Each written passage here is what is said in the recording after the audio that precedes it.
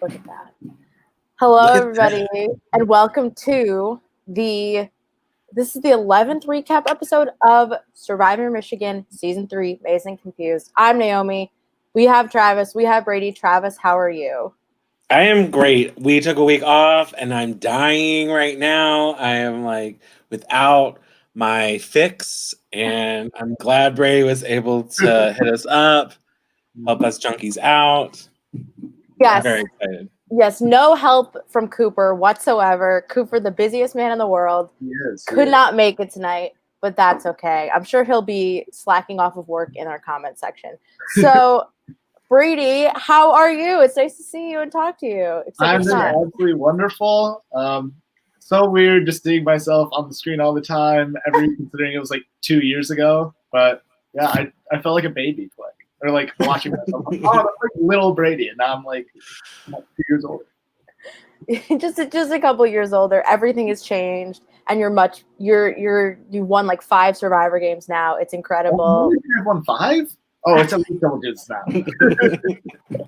So we are so excited to talk about this episode. It is the episode before the finale. The finale is literally 2 days away. So if you're not caught up, stop watching, go catch up, and then you can come back. It's fine. We'll wait. So, Brady, first of all, how's it going? Are you still on campus? Are you like living a college life in this nightmare time? I am. So yeah, I was a sophomore when I played. I'm a senior now. So I'm on campus living in like a house with some of my friends, but everything's closed down. It's weird. It doesn't feel like campus. But yeah, I'm still here, still a student at Michigan. Is Survivor Michigan still kicking? Are you guys trying to do something? So what happened at the end of last season was we had to go all online for quarantine and everything, and we decided that a full online season for this semester wasn't really worth it. So we're just taking our time to get all of our resources together to make good plans and like a solid situation planned out for the next season, and then we're gonna do that in the spring, hopefully. Cool. So nothing going on right now. We love safe Survivor games. Safe Survivor, yes. Yeah. So Travis, let's start this episode. Well, Austin goes home, and that was pretty expected. We all saw everybody kind of collectively decide. Do you think it actually had anything to do with his freak out, or was it more so just like, well, it's going to be Austin? I mean, Brady should speak to that, I think. Okay, so personally, it didn't show that much that week, but I was hardcore pushing Devin because I knew Austin wasn't a threat. And then the second that Will showed his advantage to everyone, I was like, then why don't we just get Will out? If it's not like, because we were like, oh, it's going to be a vote steal, it's going to be an extra vote or something like that. Maybe it's immunity. We had no idea. But then he showed it to everyone, and I was like, let's just get Will. And then, so, yeah, I literally had like a producer when he was editing it text me and go, I was watching through like that Final 7 week, and you were so right, and no one would listen to you. And that's kind of how I felt. But so, yeah, I was trying to push Devin and Will, but then Aaron said, I told Will I wasn't going to vote for him, so we're going to try to keep him around one more week. So, like, next week, we'll have 4 votes. They'll have 2 votes. We can vote 3 on Will. I can throw my vote for someone else, and they can vote for 2 of us. And I was like, Aaron, you kind of just saved my ass. So, like, I'm going to, like, respect that. But otherwise, yeah. I mean, I guess the panic did have a little bit to do with it, but it was just also, like, everyone just kind of wanted an easy vote because I think we had because we had just come from the challenge, we had just gone to that, and we knew that we were going to do, and like the next challenge was that same night as well. Oh my god! And so we knew it was going to be a long night, so no one wanted to do like too much, I guess. Yeah. This is like real LRG shit. This is like, hey, we got about 18 people out in 2 days. Let's go. Yeah, let's come through it. Literally. Well, I noticed, Brady, with you, from your game overall, you seem like you were really focused on developing relationships, especially one-on-one relationships, but you were not afraid of being part of groups or large alliances. But I would also say, Aaron did a great job of doing a lot of one-on-ones. So did Austin. But I was wondering, did you and Austin ever do like a one-on-one? Where were you guys at in terms of your relationship with each other? Like overextended? Me and Austin absolutely did. That's one of the things that I just that frustrated me just watching it is because it doesn't show so much of like my story and my interaction with people, especially because I met with Austin one-on-one like multiple times, even like in the beginning, like during the Rocks week. I met with him a couple other times. I met with him during prior to the demerge, and I was literally just like, hey, Austin, like you're immune, I'm immune. If you vote, you have to vote a Sabu Sabu out because we know you guys aren't splitting. And if you don't, then I kind of have to take out Emily B by alternative. But I mean, yeah, it didn't show so many of my interactions with people. And I think like it even shows when we were at challenges and stuff that like people liked me because I was like loud. I was cheering on my team. You can see during the first merge challenge that like people are getting out. And I'm sitting there like high-fiving with a happy attitude even though I lost. And so I think that like especially shows during the third week where I'm on a tribe with Emily B, who was her and Devin at that point were the only two people that I hadn't met with one-on-one. But there's even a confession of her saying like, I've never met with Brady, but like I get really good vibes from him, and I think he likes me, and I think we have a good relationship just based on how he acts all the time. And I was like, yeah, so I'm just like a happy like person that people. I would say that I think I was actually kind of surprised that people hadn't said that Aaron was the threat in this sort of like touchy subjects question. But I think you being the sort of threat to win, you're like the social butterfly of this season. Just like nobody is mad at you for anything. They're just like, oh, this is Brady. Like, I feel like you're like a golden retriever in this game where everyone's like, oh no, we can't vote out the dog. Like, we love the dog. Like, what are we gonna do? And and like at one point, literally, it also didn't show my relationship with Jesse at all. We were very, very close. And at one point, Chloe goes home, Ben goes home, and Jesse go home. Literally, my three close allies right in a row. And like I've seen a lot of people in Survivor just go to someone else and be like, fuck you, you just vote off my close ally. And I was like, no, I'm immediately going to those people being like, hey, good move. Let's go. Let's figure something out. Let's build a relationship. And do you play a lot of sports? I feel like you had a lot of good sportsmanship in this whole season. Like you really got knocked down, but you always sort of got back up and said, great play. Very much into sports. I was the high school soccer team captain, so I have that to flex all over. No, but I've been competitive my whole life and realized that. And I'm just like, I was talking with some of my friends the other day. I just like don't really get that mad at people, and so I'm just kind of like always like happy-go-lucky, just. Well, for me, you were like a trifecta. Like, obviously, you were fit and athletic, but you were clearly very smart. And then you seem like you have like a really high emotional IQ.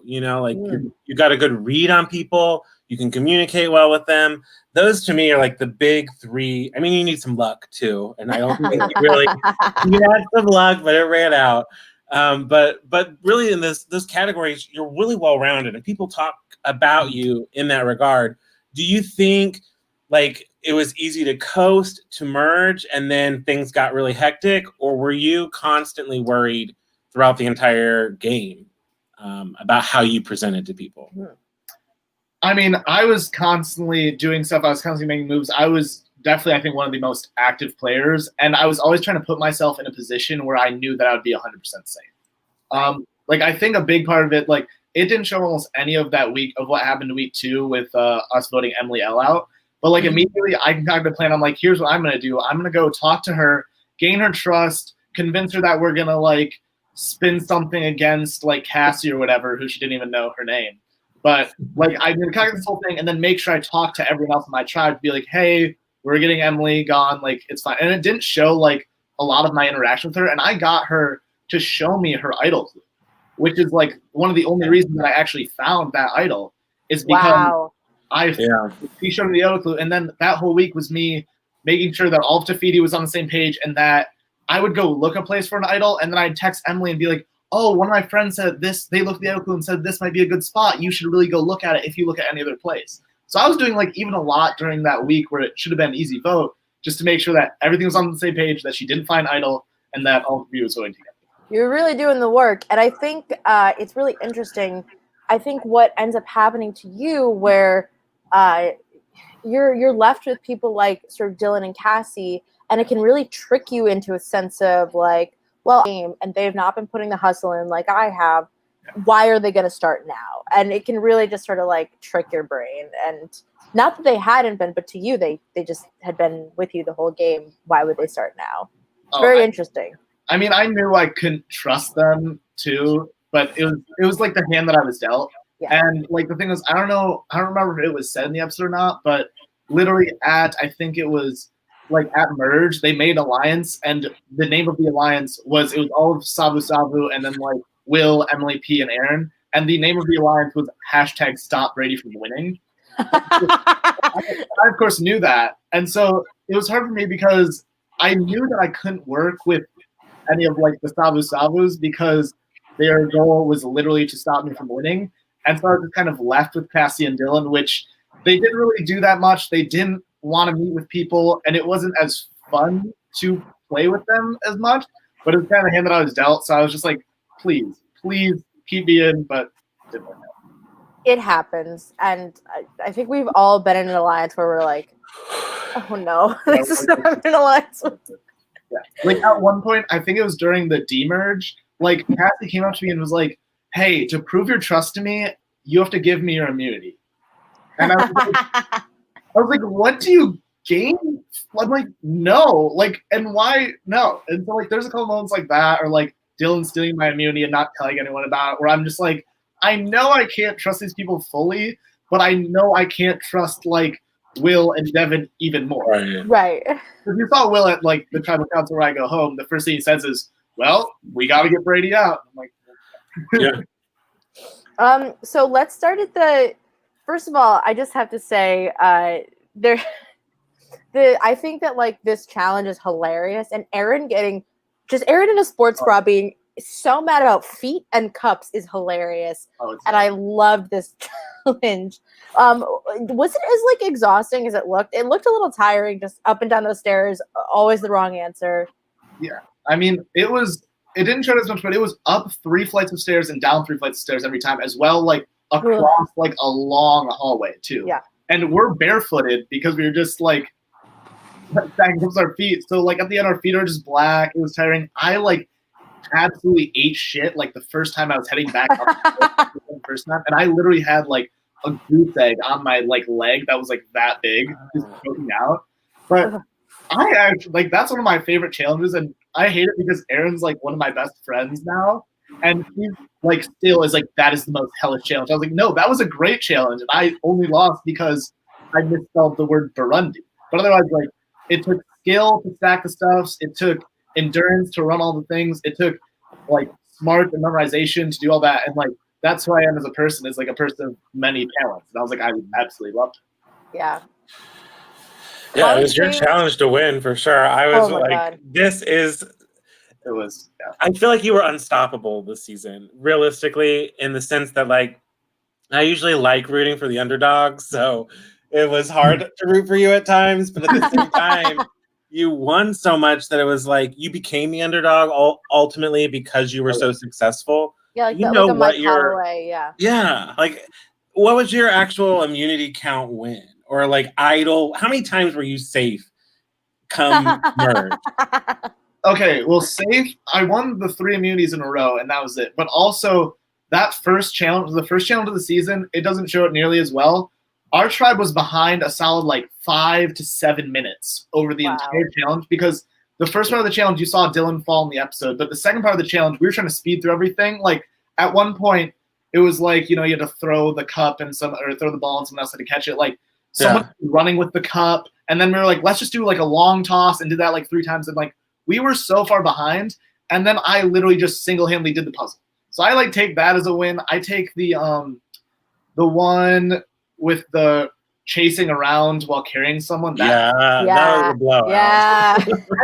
I'm really mad because I'm good friends with everyone that was on the other tribe, and Emily and Will were just like, I mean, we didn't want to win the challenge, but we weren't throwing the challenge. They're like we were trying to like maybe lose, but not that badly. Like we weren't like we're trying to lose. Yes. I just like put Cass on my back, and I'm just like I'm just gonna run, and we're just gonna win.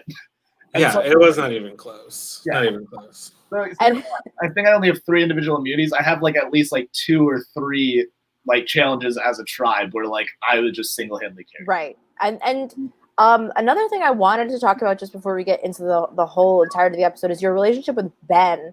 Because I thought that that was the most interesting sort of cross-tribal alliance that I don't think we saw enough of. We saw a lot of like the Savu Savus and Emily and Will, but what did you think about your relationship with Ben, and especially like you guys exchanging like idol information and things like that. How beneficial was Ben to you in your game? Oh, absolutely so beneficial. Me and Ben, we were like this. Like, we were inseparable. We told each other absolutely everything. And that's why we were like able to run basically the whole pre-merge, is because he was like running most Tormenta, I was in charge of Tafiti, and then we were all sharing information and stuff like that. And so then when it came to the first swap, basically what happened at that swap where Sarah went home is like Elise and Devin pull out the idols, and you can see me in the episode turn and whisper something to Cassie, and I just whisper, "They're both fake, don't believe it." But I'm sitting there with Dylan, Cassie, and Sarah, and they all go, "Well, it's probably fake, but but we think it's real, so we're going to split votes on Ben as well because we know Ben's a safe vote." Right. And the good thing about me and Ben's relationship is that people knew that we were talking a little bit, but no one knew how close we were. And so that whole week, me and Ben had been working together to convince Sarah that she was close with Ben, and I'd be like, "Hey, Ben, text Sarah, go hang out with Sarah. She thinks you're close, and she doesn't think that we're as close." But then it got down to it at that tribal. They're like, "Okay, we'll go tell Ben that we're gonna still vote for Elisa or whatever." So I pull Ben aside. I go, "Ben, here's what's happening. The votes are going 3 on Elisa, 2 on you. Tell them to vote for Sarah because we were planning to get Sarah out the next week anyways because she was running against us." And so we were just because she had set up the party, she had gone here and said, "Oh, Chloe and Brady are running to Tafiti. I don't trust them." So we had a conversation where we're like, "We don't trust Sarah. We want to get her out at some point. We're going to get her out next week." But we were like, "Okay, so we'll throw 3 on Elisa. They're putting 2 on you because they said so. So if Elisa plays her idol, you have to play your idol. And then worst case scenario, Sarah goes up." And so that's very close. Yeah. Yes, a real win-win.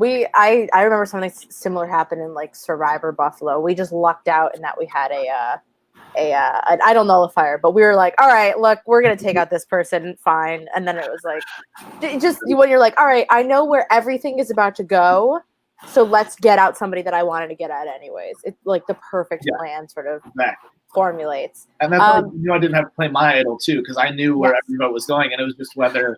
And another thing that happened is Elisa said afterwards she was going up and she really said, "I'm playing it for Devin," but then she said she looked over to, it was either Dylan, Cassie, or Sarah. One of them made a little face and made her think, "Oh no, I need to play it for myself," and actually change. It was Sarah, for sure. I remember Sarah made that face. Yeah.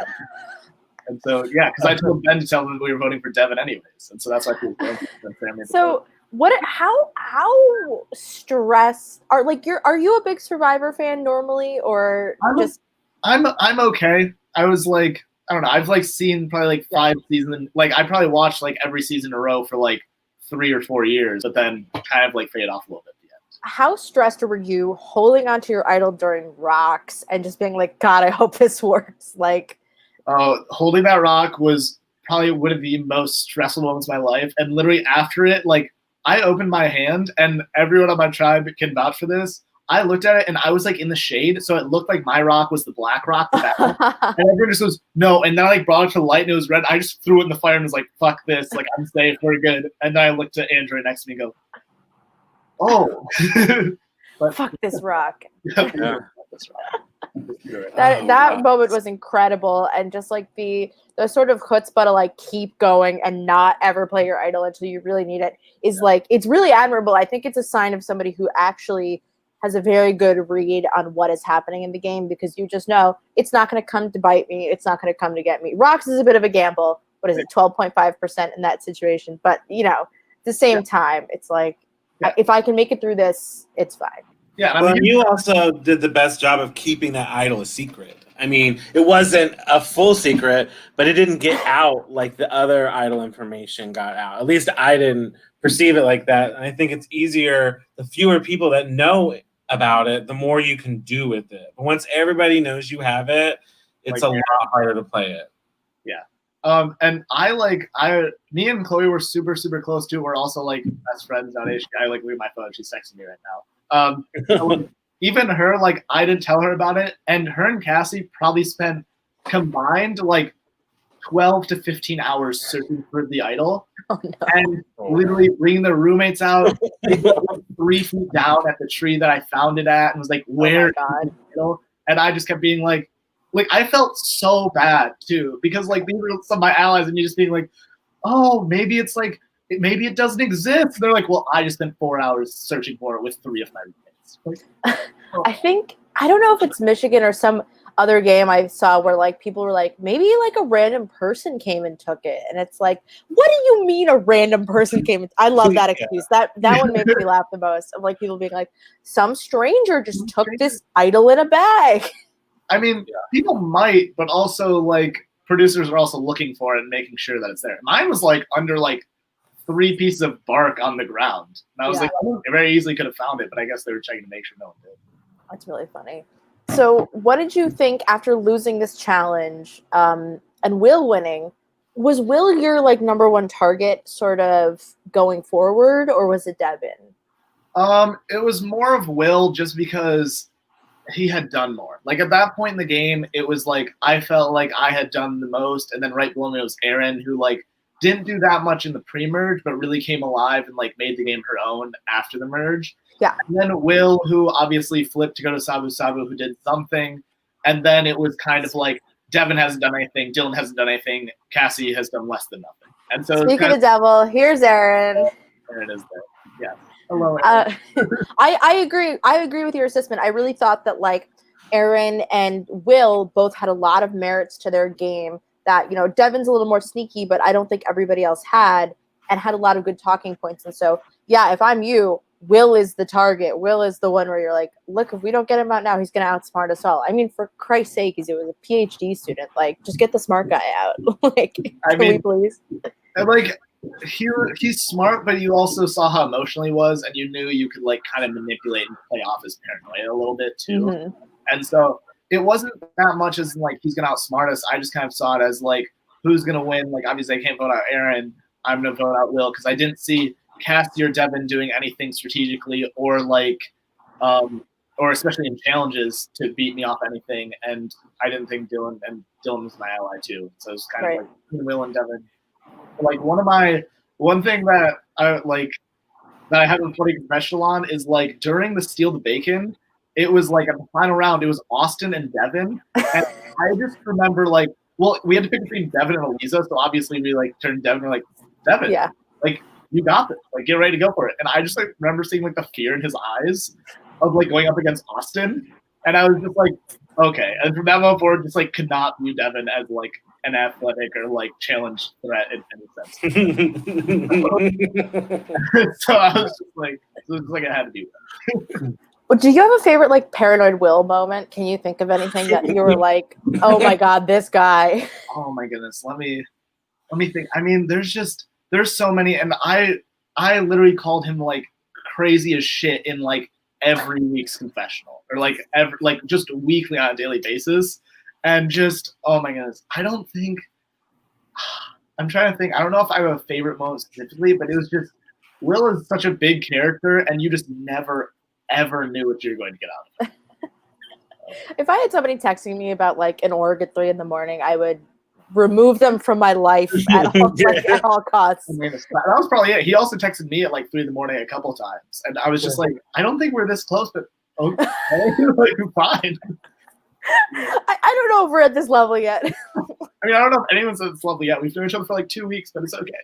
I think it's like a perfect example of like how your brain doesn't turn off. Like I think that was Will's biggest obstacle is he's such a thinker anyways, just as a person, that he like went down the rabbit hole and couldn't turn around and kept going and going. And like, I really think like he fell asleep thinking to the game. He woke up to the game. He was thinking about it in the shower, you know, like. Well, he also, his like PhD, he was messing around with drones and stuff, and he's he's on North Campus, which at Michigan, there's like Central Campus where like all the liberal arts stuff is. The North Campus is just engineering and art students, and he's and like North Campus is kind of like, you know, just like way up there. No one cares about it unless you're like an engineer or something. Right. So obviously I care about it, but he's in like a building in the far corner of North Campus, like 2 stories below the ground, and he just has his lab where he just plays with drones and stuff. And so you can see in some of his confessionals, he's just in like this very Yes, he's in like a padded cell. Like exactly. And so I could just totally imagine, like, I feel like anyone would go a little wild in there, just going to your little basement lair and just having nothing to do with play with drones and just sit and think on the game all day. yeah, It did you really ever is feel like like an evil genius. did you ever sense like a drone flying over watching you have conversations? I didn't, but I might now. That is super creepy. Yeah, where are the drone shots? Oh my god, so funny. I love Will, and I also love Dylan. To me, looked like the villain. I don't know, Travis. If this is the thought that occurs to me, Dylan the villain. Dylan looks like a villain in like a high school '80s movie, like with like the bandana and like like. I just looked at it. I was like, this kid could be in like the Breakfast Club or something, and just trap. That's so true. It's very So, your target becomes Devin, and like, what moves were you making to sort of get Devin out in this situation? That now that Will has immunity and you and Aaron are working together, what were you trying to accomplish?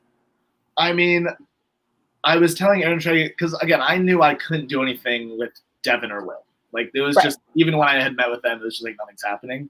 So I just had to try to shore up my relationship with Cassie and Dylan. And so it was just me kind of being like, hey, like we're good this week, right? It makes the most sense like to get Devin out. And they're like, yeah. I mean, there wasn't much I really could have done. And that's the reality of the situation. But I mean, I was still trying to do stuff. Maybe I could have made up some lies about some other stuff and trying to, but I mean, I kind of just did what I did, and I knew that I was on the chopping block anyway. So. The 36 on the ACT, we're all dying to know. Is this true? And also they make you take it twice so you aren't a cheater? What is going on? Okay, so the way that it works is I heard like this same thing when I was in high school, is that if you get a 36, they make you take it again and get at least like a 32 to show that like you're at least proficient, like you're up to that level. Right. It wasn't just like someone cheated for you once. Yeah. So I actually took it multiple times. I took it like once my freshman year of high school and got a 30. My sophomore year got a 34. Junior year got a 35, and then senior year and got a 36. So I didn't actually have to take it twice because I think I had already had like. You just wanted to. That. Well, I had taken my senior. So I took my freshman, my sophomore years. Our junior year, the whole grade has to take it. Yeah.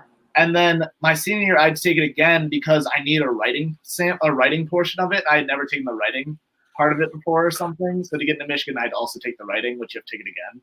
And then I got a letter one day and I was like, congratulations, you've like scored the highest score. And I was like, oh, cool. So did not do 36s, but did. Oh, man. Wouldn't it be nice? Meanwhile, me just absolutely doing the exact same at the SATs twice in a row. But not like completely like middle of the road twice. Like at least I'm consistently lame at this stuff. So I think that what I also wanted to know, and I'm sure Travis wanted to know this too, when you found out it's a final two, did your end game plans change, or were you always kind of like, I think I'm going to take Dylan or Cassie or Aaron? Like what, when you hear final two, how does your brain sort of process that in terms of what moves you wanted to make? I mean, honestly, I know you're in a tricky spot, but yeah.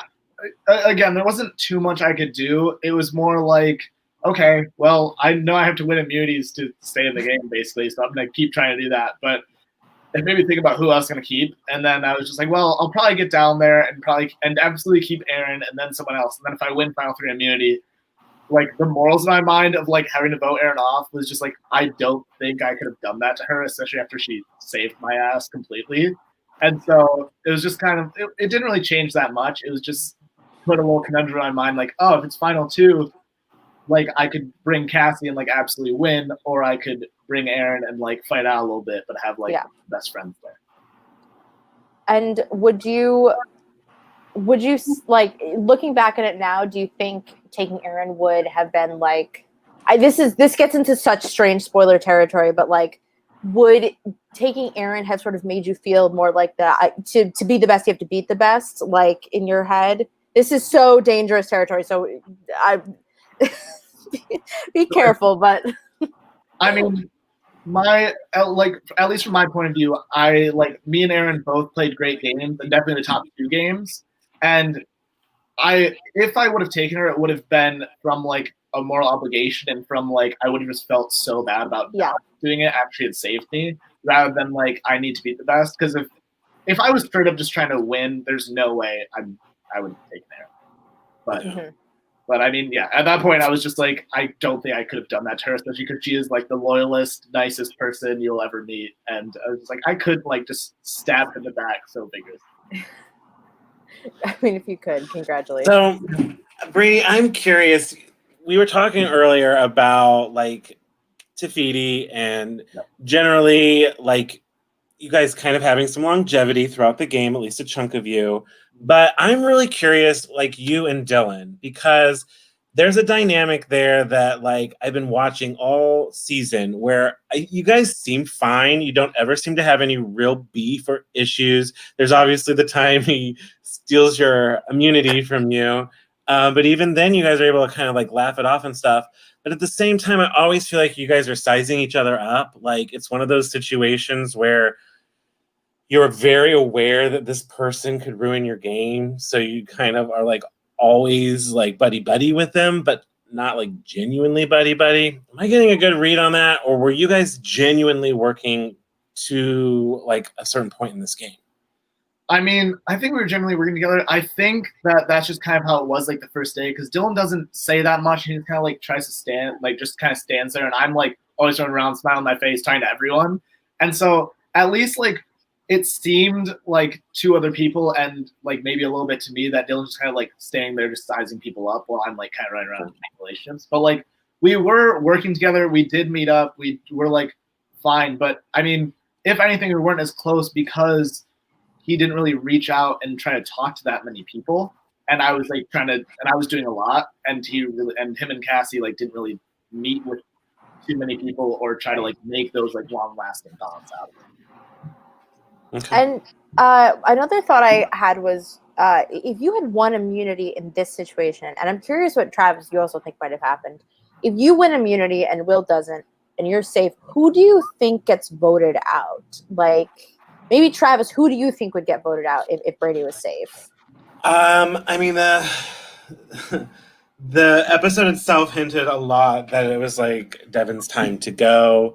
I do wonder like what Dylan would have done because he had options at that point, and it's just a matter of like who is he going to be pissing off with his vote.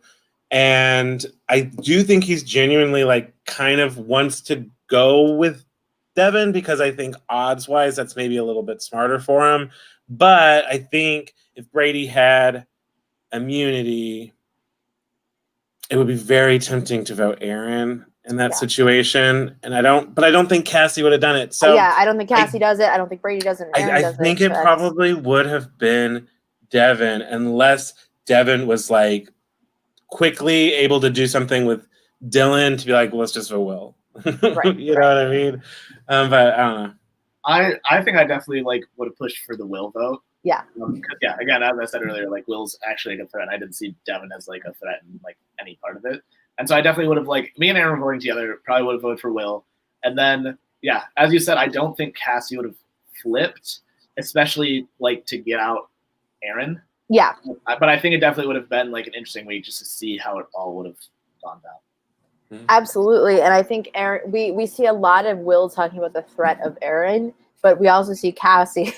What did you think of Cassie saying she thought she could beat Aaron?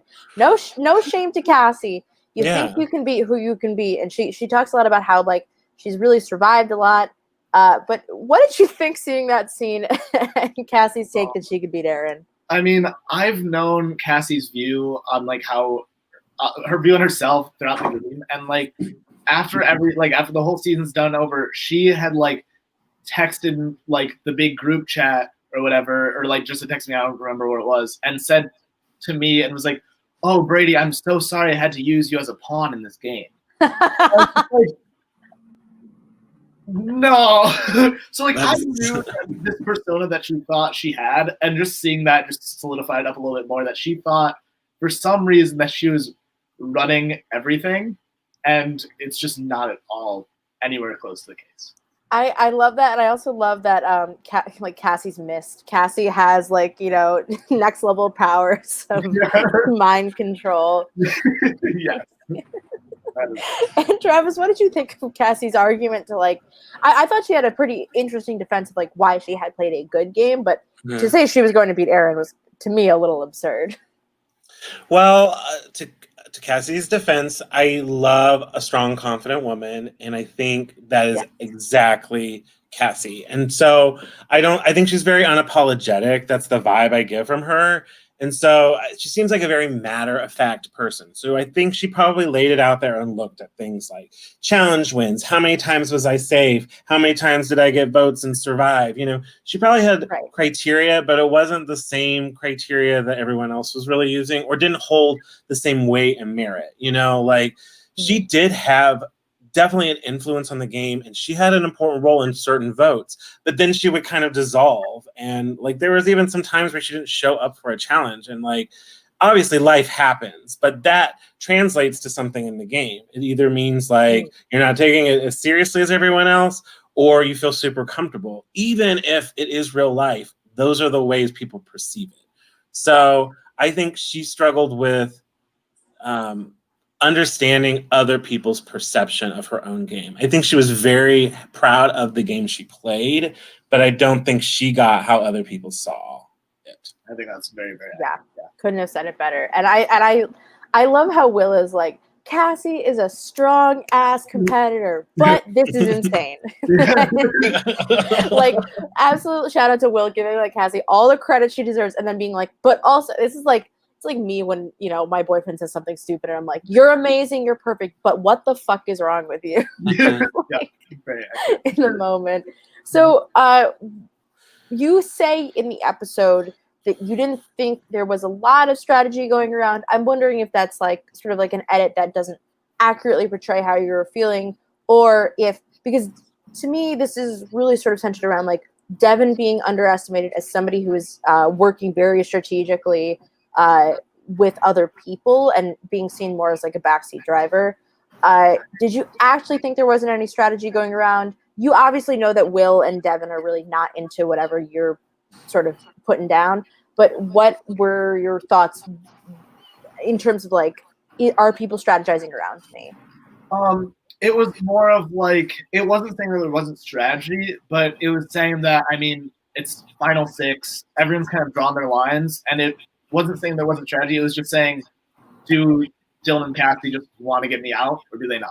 That's right. How I viewed it as and how I viewed it as right now. I still don't see it as a big strategic conversation where people are saying one way or another way. I think they had their minds made up the second I didn't win immunity, and I just knew that they were going to either stick with me or not.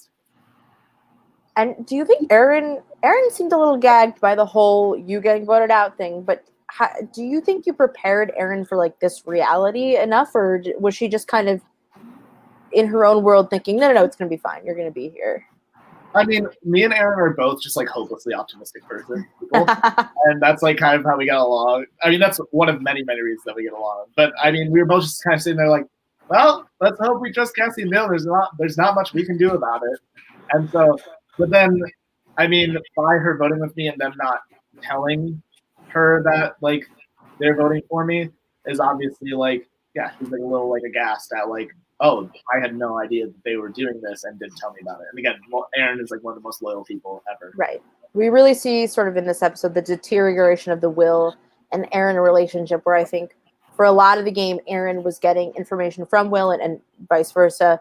And now when Will decides to completely cut off contact, it really kind of puts Aaron in a spot where she doesn't know what's going on. It's very interesting. Them making it this far, I think, is the most interesting pair from Tormenta to go this far, and their relationship is the most interesting of the six that came from that tribe originally. Without a doubt. Yeah. So, Travis, did you have any other thoughts on the episode in general or anything? Well, not saying we're wrapping up, just saying. Yeah, I was definitely disappointed to see Brady go, because I am one of those people that at a certain point, I'm one of those people that roots for the underdog up until the point where you're who's going to win this game? And very rarely does an underdog play a game that deserves to win. Like, there's probably a reason you're an underdog to some level. An underdog story is great, but really, like, you want to root for people that played strong, that made good decisions, that were in control, and that can vouch for themselves. And so, moving forward, I am excited to see how it concludes, but it was really hard to see Brady go because I would have liked to hear his speech at the end. I think in some ways people think it would just be handed to him, but I would love to just kind of hear how you would have sold yourself. What was your strategy going into the end in terms of highlighting yourself? Like if I got to the final, what I was gonna say. Yeah. Well, I think that like one thing, obviously, I think I'm one of the most multifaceted people that's played Survivor Michigan. Like I've been like the amount of adjectives that have come my way is like there's charming, there's charismatic, there's also athletic, there's smart, there's strategic, there's all these things that I think like I don't think there's not many people that played Survivor Michigan that hold all of those to the same view. But all the other Alexes can suck it. They But also like my story is just such one of like ups and downs and just figuring out a way to survive. Like the beginning, I'm absolutely running the game for the first like 3-4-ish votes, and then my close 3 allies are vote out. Everything spins on its head, and I'm forced to fend for myself, which I use my relationships to get there even without my idol. Like the week that is between me and Ben, it doesn't show me going to Emily, going to Will, and convincing them to keep me around by being like, I didn't go to them and be like, hey, you need me. I went and I was like, listen, like I have no power right now. You guys know that. I am like coming to you and being like, Ben's not going to work with you, but I will work with you. I think we've had a good relationship. You keep me around. So it's going from having power to losing it, to have my close 3 allies vote out, to having to use my relationships alone with people that like aren't even on my side to stay in the game, to having a little bit of power again by winning immunities, to just being absolutely like the biggest threat at the end and just somehow surviving my way if I would have done it. Right. Like it's a great argument, and I think the inherent problem is that these moves that you make that are so good at like surviving and like keeping your head above water are exactly the reason why people become targets. Yeah, exactly. It's like the catch-22 of Survivor. Like you can never save yourself so hard and then not be a target. And one thing that I want to talk about, it's kind of off topic, but I just want to get there. One of my biggest strategic moves, one of my best ideas, was at the final 8, I said, here's what we're going to do. And like Aaron touched on at the beginning of the episode, but it would really need to be more fleshed out because this is our plan the entire week, which was from me, was here's what we're going to do. Me and Dylan are going to stay. Aaron, like we're going to stay, both have immunity. Aaron plays her idol for herself, forcing them to vote for Cassie. If they vote for Cassie, tied 4-4, it can go to Rocks. But if it goes to Rocks, I'm immune, Dylan's immune, Aaron's immune, and Cassie can't draw Rock because she got voted for, meaning that it ensures us numbers coming out of that week. And so that's very, very smart. Yeah. And so that's why, like, when Dylan steals and doesn't even tell like one of his close allies, Cassie, about it, it just does not make sense at all. Because if he's trying to make a play on me, but knows that Aaron's already been planning to play her idol, right? It just makes no sense and just pisses people off. And yes, he got immunity for another week, but he wasn't even on the chopping block anyways. Yeah, I think when we talked about it a little bit more with Aliza, and I remember people had said like there were all these different plans for like if the other side had all these different plans for like, okay, if Brady steals, if Dylan steals, and I think it seems like Dylan was really trying to protect Cassie in a strange way where your plan also protects Cassie, but I think it leaves Cassie more vulnerable where if like, I don't know why my mouth just turned to absolute bubblegum during that word, but it like allows the opportunity for maybe you or Aaron to vote out Cassie, whereas this other plan forces you to be more vulnerable. Look, I can say it. And so it's a good plan for only like Dylan and Cassie if they don't trust you.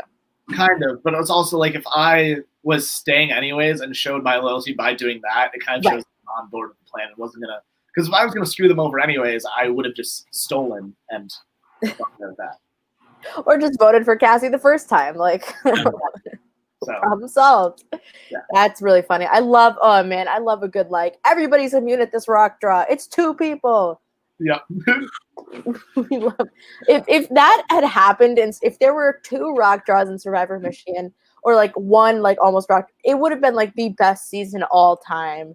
Like not that this is a great season, but like I'm It's sorry. definitely the best season so far. Collectively, everybody has agreed. There was like a whole sort of tribunal, and we decided that it was Survivor Maryland All Stars. But anybody is welcome to beat that. That's the pinnacle. I think it's been a great season so far, and like to walk into this finale and be like, it can be Will, it can be Devin, it can be Aaron, it can be Cassie, it can be Dylan, and it's only going to be 2 of them. Like we're going to lose 3 of those people, and it's not going to be one of those, like ties or like weird votes where somebody doesn't win who should have won. I'm really excited to see how it turns out. And okay, Brady, are there any other tangents you want to go on? Is there anything else we haven't touched on that you're thinking about? Not really. I just like it hurt watching the season a little bit because I feel like instead of like it showing me being like athletic or something, it's just like someone's like, oh, Brady's athletic. Instead of it being like, oh, instead of it showing me doing a bunch of strategic stuff, it's like, oh, Brady's strategic. And I just felt like very unrepresented in the season. And even like the Brady Bunch Alliance, which was me, Aaron, Chloe, and Emily P, like it was actually a thing and it was only shown once without me in it, which is like it was named after me. And so it was a little hard to watch because I like there's like at least 2 things per episode where I'm like, this is like a major plot point, like Emily L giving me her idol clue that it just like didn't show. And so it's really kind of eye-opening on how like production really can like pick a story or not. Like how at the like how in this last episode Devin just goes, oh, everyone watching this has been probably rooting for Brady this whole time. He's this big hero in all of it. And I'm like on the marketing team for Survivor Michigan. I'm like, oh, well, I'm like not one of the fan favorites, but it's okay. But it was just like it was hard watching because I viewed myself like playing it as like this big underdog hero that's just kind of like trying to fight his way back to the top. And yeah, I don't know. I feel like my story was just a little bit underdeveloped in like that. Mm-hmm.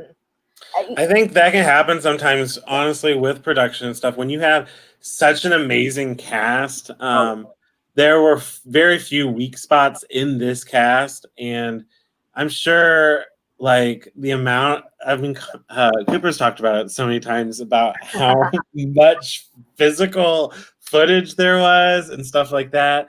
I do tend to think that sometimes they want, one of the reasons I don't do episodes with my series is because with an episode you want to make that question mark the whole time of who is it, this person, is it this person? So sometimes you end up highlighting other storyline that is really second or third tier to kind of cover up maybe something that's more obvious or bigger storyline for the viewers. On the other hand, sometimes you just don't have footage. I don't know how it is for Michigan because like everything is coming in, and it also depends on like the level of participation sometimes we see in college games.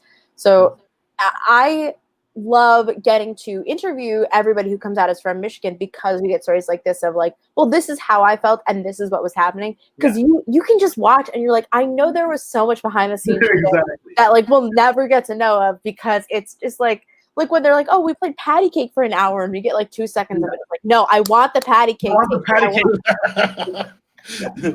That's the extended footage. Oh man. Oh my god. So anyways, well, what was your, like, if we were gonna say what was your biggest thing that you like took away from the experience, Brady? What is it? Like what was Survivor Michigan for you? I mean, I think just the fact that it exists, like Survivor Michigan has played in like a giant part in my life since then. And whether it be like producing future seasons or just getting some of my best friends in the world out of it, I just think that relationship building is huge, whether you're thrust into it like you are in Survivor or whether like you have to kind of make your own stuff as a producer, like behind the scenes of everything. And I mean, yeah, Survivor Michigan is a huge part of my life. Every one of my friends knows about it, has heard about it, has probably watched the season. And yeah, I mean, just that. Excellent. And what made you like want to apply in the first place? What got you to say, I want to do this, I can't wait? I mean, I watched Survivor a lot when I was like a child and would watch with my parents. And like the second I saw it, and I was always the person that was like, I would love Survivor. I would do so well in Survivor. Yeah. So the second I saw it, I just knew I had to apply. And then I also knew one of my good friends, Katie, was a producer. And so she was one of my friends from high school, but also goes to Michigan as well. And so like the second I was like, I saw it, I was like, oh, Katie, I'm going to apply. And she's like, no, you need to. And so then I just kind of left it. Cool. Well, we're having you applied. We're super happy. Yeah. And I think I really gotta say, like, everybody on this cast just needs to like get a tape into actual CBS because it really is like it's too bad Cooper couldn't be here, but Cooper sucks, so he's out of the alliance. Like the casting team for Survivor Michigan does such a good job of finding the people who are dynamic and interesting and play the game. Like even Dylan, someone who you think Dylan is like just giving this one video confessional and you're like, okay, what is he gonna do? But he's still playing the game. And also, how incredible is it that I really thought, I was like, okay, Dylan's gonna go pre-merge and we're just gonna have this funny bit the whole time. But the fact that he has lasted as long as the bit has lasted is incredible. And like Survivor wishes they could do something as funny as this. Like it's insane. Oh yeah, absolutely. Oh man, I love Dylan. That's just such a funny clip that just like completely encapsulates who he is as a person. It's just great. So now that you're on the jury, it's hard because you this has all happened. We all know, you guys all know the results. We're 2 days away, but what are you looking for in your winner? What do you want to see in somebody who represents your season without giving too much away? I mean, I just want to see someone that like tried to do as much as they can. Like, I don't want to see someone that just like kind of got there by circumstance. I want to see people actively doing things, whether it be strategically, whether it be challenge-wise, whether it be, you know, relationship-wise. I just want to see people that do stuff and not people that just kind of float their way to get there. Mm-hmm. A very good. Yeah, good reasons. And on the other side, I wanted to know, about, okay, remember that time when people were getting voted out, they would be like, well, that's another vote for Brady on the jury. What did you think of all that? Like, what was your reaction when you're like, why is everyone talking about me? I don't know. It was just kind of like they got voted out, and I was just like, oh, okay, so they're voting for me. And like the people that were voted out it was Emily P and Emily B. It was both them that said when they got voted out, and I was like, well, those are two people that are like on completely opposite sides. Right. So I knew that if my influence was to everyone that was even like entirely against me the entire game, that even they were like, oh, I'm voting for Brady. I was like, that's awesome, but crap. But huge fire on my back, and that's when I was like, hey, they're out. Gotta start winning challenges. All right, here's the time where we win. Here's the time where we gotta just survive. Were you also like, I know Aaron has this idol and you know Aaron has the idol. Were you, after Aaron plays it, were you guys looking for another idol at all? I know we talked to Cooper a little bit, and the production thing is like, you know, she plays it, and then there's like a challenge right after, I'm pretty sure. Oh, God. Everything blurs together. Like the 7 and 8, there was like one night where you like challenge tribal and then challenge again. Yeah, exactly. So like there wasn't a lot of time to hide an idol, but were you looking for it anyways? Were you trying? I was not. And I even said it like the very beginning that like looking for an idol without idol clue just kind of seemed worthless because University of Michigan is huge and there's so many places it could be. And like even Ben's idol was in like the middle of the arboretum, hidden under a tree stump, and like that thing's probably like 5 miles long. And I was just like, there's no way I'm just gonna like happen to be like, maybe there'll be an idol here. And plus, like, it was pretty popularized with the first 3 idols, and especially with the merge idol, that it was like, there's an idol clue, there's gonna be idols here. And without that, I wasn't gonna be like, oh, maybe there's an idol. I can imagine just like walking to class and everywhere you go, just being like, I should check under that tree stump, right? I should go look. I have a minute. I'll go look.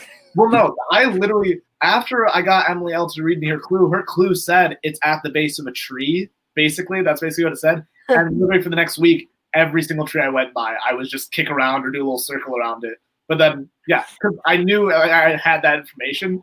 But then it was funny because I would also text her and be like, you should look around this tree that I've already looked around. But when I had information, I was going. But when I didn't, yeah. So, Travis, what's the next game you think Brady should play? What do you think Brady should do next? Because I know you have it in your head. What game? Yeah, I mean, I am all about this cast playing more live reality games.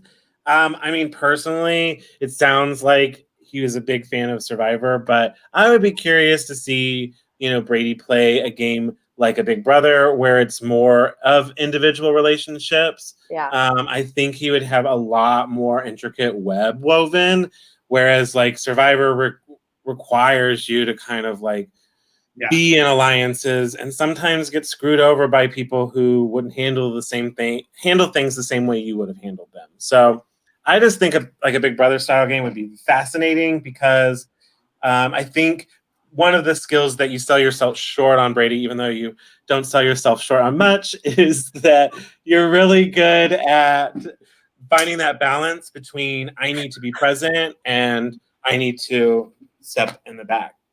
Right. And I think you had a hard time in Survivor Michigan ever finding a way to like find the shadows, but you did. You still like there were times I was like, how are people not voting for him?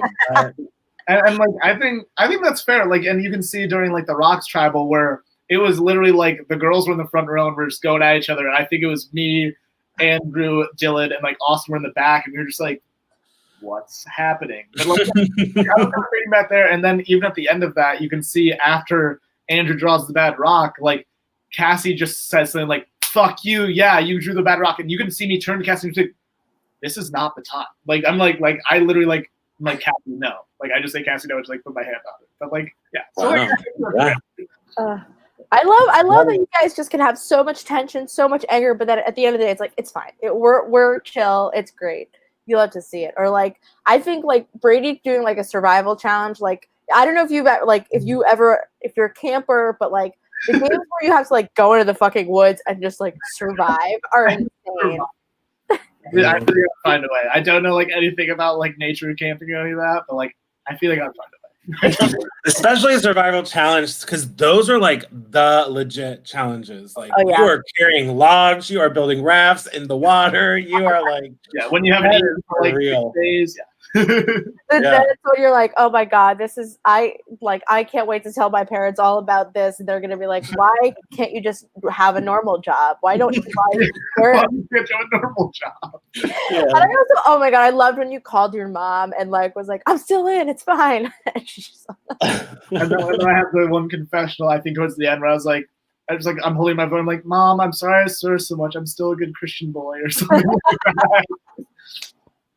Yeah, it's what's worse, the swearing or the being shirtless on camera like 24/7. I wanted to buy you a shirt at one point. What?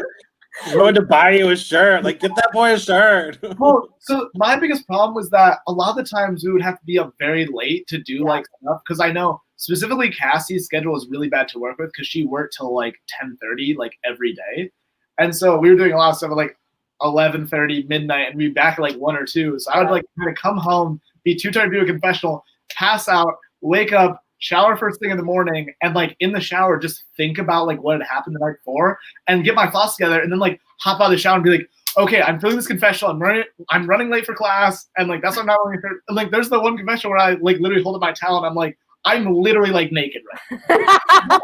That's the biggest justification for why I'm shirtless. Right. At one point, like producers were just giving me shit about it, and then I was like, well, now I just need to like continue doing it. And I have a great one in like me and just the immunity necklace. I'm just like, producers, you told me not to be shirtless, but I can do whatever the fuck I want. I have this around my neck.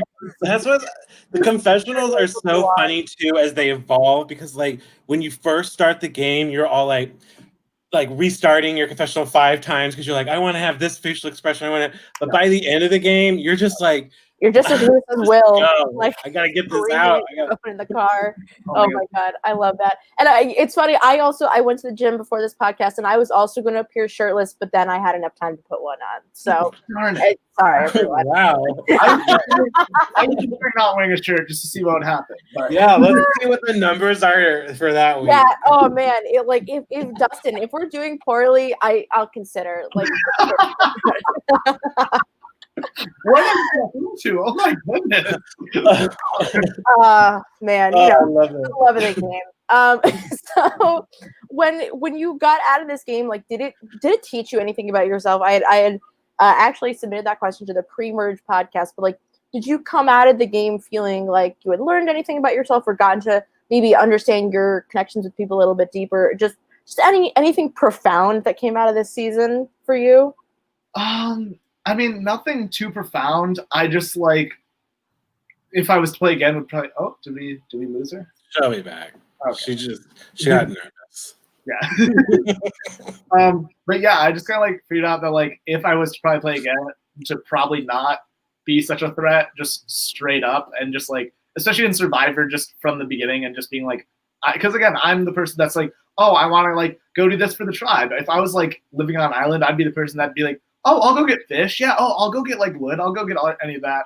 But kind of taught me to like tone it back a little bit, especially if people are going to vote you out towards the end of the game for being a threat. Mm. Yes, I also swiped away from the screen, so it exited me out. We thought you were going to take your shirt off or something. I can do that. That was a valid too. It's funny, Brady. I think your game is very similar to like Ozzy's game, where Ozzy just becomes such a threat, but he's also such a sort of core of his tribe. And I really think like for you on like Tafiti, like it is just like this core. We need Brady to sort of go forward. And that essentially becomes the problem where like you become the unofficial leader and you're like, oh shit, I don't want to be a leader. Like the leaders have the target on their backs. Exactly. Yeah. Malcolm and Ozzy are the two Survivor people that I've always said that I would like, that I kind of like, or Absolutely. would like, especially those two. Yes, I think that's a completely like sort of accurate comparison, and it's fascinating. Like we've never really seen someone be able to get that target like so off their back without winning like a couple more crucial immunities. It's really crazy, and kudos to you because you really survived in a place where I think a lot of people would give up, and it was really just you were in a corner where it was like, okay, great. There's like there's three pairs. We see this so often nowadays. It's like there's three pairs, and who are the pairs going to pick? Yeah. Mm-hmm. Yeah. It's fascinating. Don't we love Survivor? Absolutely. Absolutely.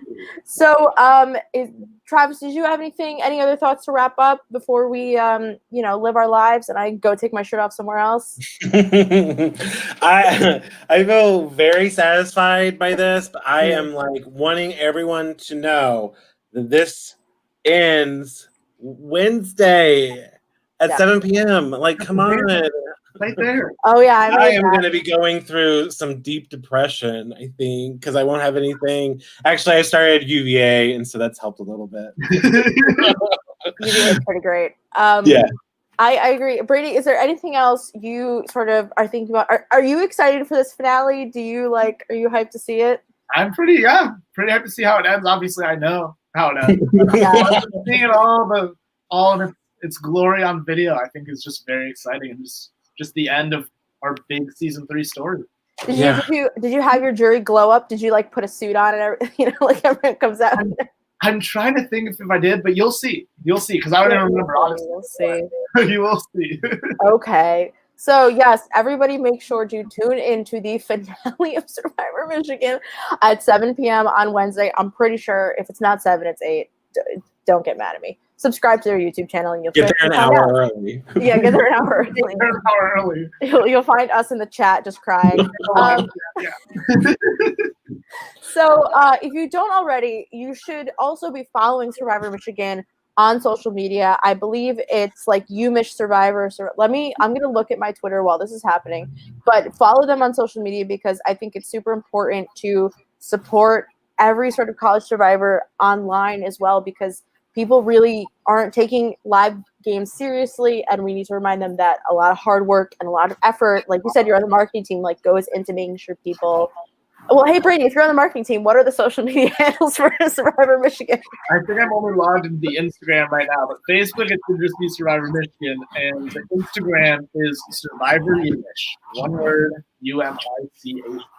Yes, I have my sticker that I'm super excited about because I emailed Michigan to give me a free T-shirt and they did not. So this is the next best thing, and that's really all we've got, right? You can subscribe to us on Spotify, the Live Reality Games podcast, and you can like Live Reality Games on Facebook. Look, I have another banner just for that, and that's really it. Oh, and join the Survivor Michigan viewer group through the Live Reality Games page where you can talk about the season and everything. I'm sure you'll see more posts. We're going to have, obviously, interviews with the final 5 at some point. That's going to be a scheduling nightmare. And then we're also going to do, at some point, a deep dive with Emily Paddock, who couldn't join us for her boot episode, so we're super psyched to have her for that. And, keep watching, I guess. Brady, thank you so much for your time. Yeah. Thank you so much for having me. I had a great time just talking, venting with you guys for a little over an hour. It's great. I'm a great sounding board for just complaining, so I appreciate it. Perfect. All right, guys, let's